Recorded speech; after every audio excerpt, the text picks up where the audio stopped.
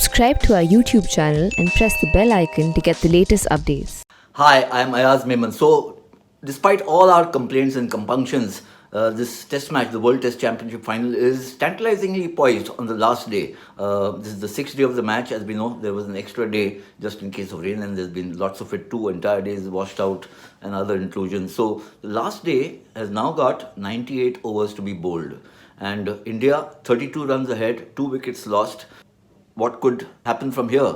There's a lot of suspense involved because of the way this pitch has behaved and how batsmen have struggled against high quality bowling, which both teams have, and therefore 98 overs, is that enough to force a result in this match? Remember, India are 32 runs ahead and they have to build up a substantial or fairly big enough lead to make themselves secure, and then of course we'll have to see how that pans out. But before we get to that, let's look at what happened on the fifth day when we had a fairly long duration of play possible. It rained in the morning session, but then the grey skies kind of cleared up.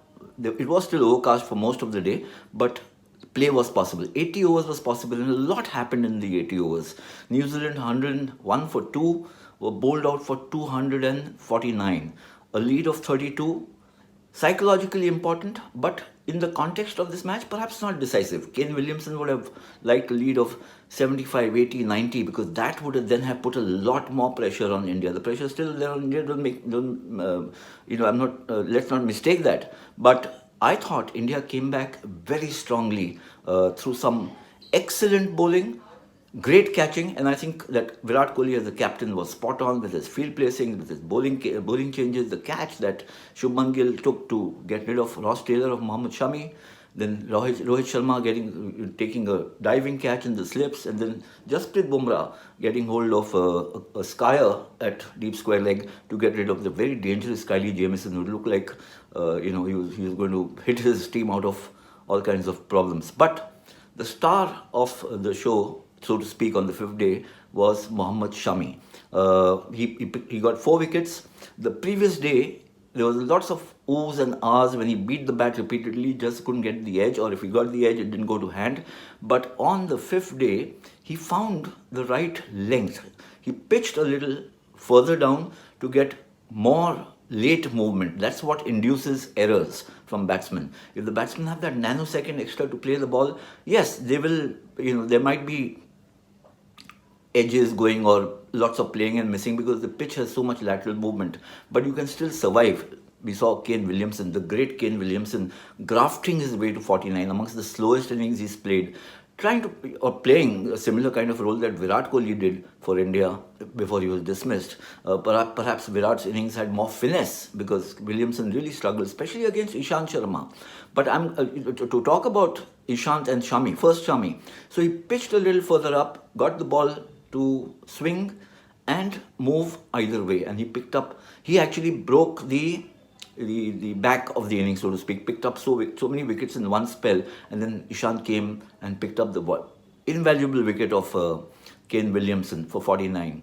Ishant Sharma, 300 plus wickets, sometimes not given enough credit for what he's achieved, but he's been persistent in his, what I think where Ishant impressed me the most was in his controlled hostility and accuracy. He just did not give loose deliveries. Shami, the most skillful of the trio, everybody knows that, I thought came into his own. Shami has this, seems to be a trait in him that when he's under pressure, he starts becoming a better bowler.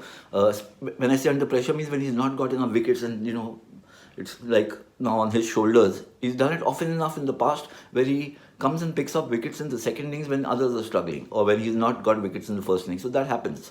Perhaps a tad disappointing was Jasprit Bumrah. Looked a little off color to me, a little lackluster, coming back from injury, as we know. Maybe short of match practice or competitive match practice, whatever it may be. But this seemed a wicket in many ways tailor-made for Bumrah. Bounce, enough seam movement. He's not a big swing bowler, but he gets enough movement and that awkward action. He can hustle and harry and hound batsmen. He didn't bowl badly, but he wasn't as effective as one would have thought. So New Zealand 249, as I mentioned, psychologically important lead, not a very decisive lead. Now, what can happen on the sixth and final day? 98 overs to play, India 32 runs ahead. Now, four results, all four results are possible. A New Zealand win, an India win, a draw, and a tie. I would say let's work backwards. The tie is amongst the rarest of rare in cricket. There have been only two tight test matches. So I wouldn't say that a tie is possible. It's improbable in the extreme. Then there is the possibility of an India win, which again seems to me a little far-fetched.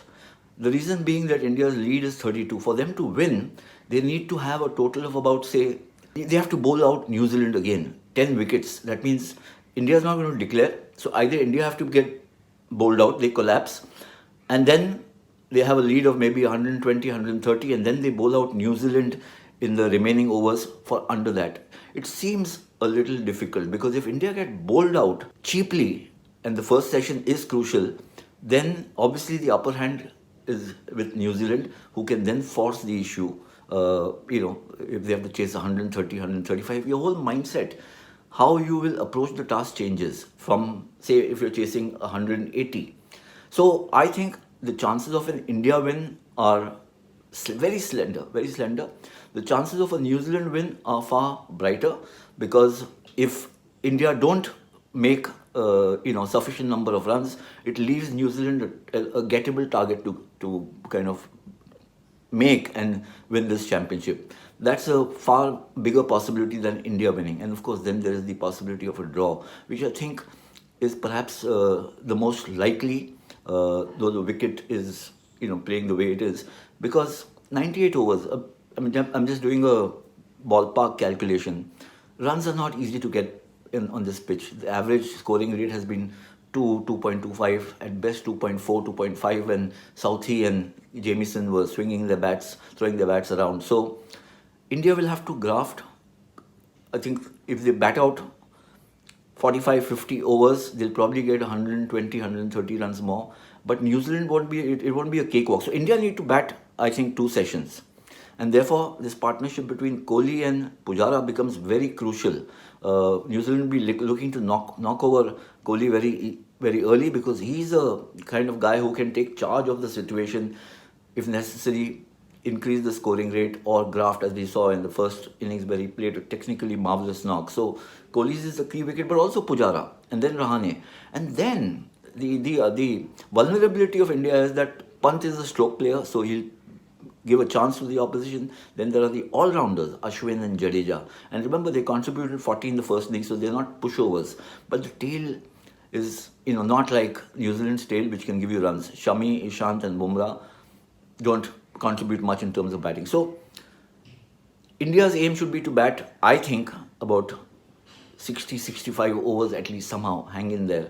And they get to a stage where the lead becomes 170, 180, which is not easy to get in a 22, 20, 27, 28 over scenario because the pitch is still doing a lot. And the weather, while it may not rain, it's still going to be grey and cold and overcast, so not easy to bat. Of course, if weather intervenes, then obviously it shrinks the prospects of a result even further. But even if you have a full day's play, the way in this test match has panned out, the grit and the determination that the players have shown by spending time in the middle, the overs that they've spent in the middle, it might be difficult to force a result. I see a draw as the most likely.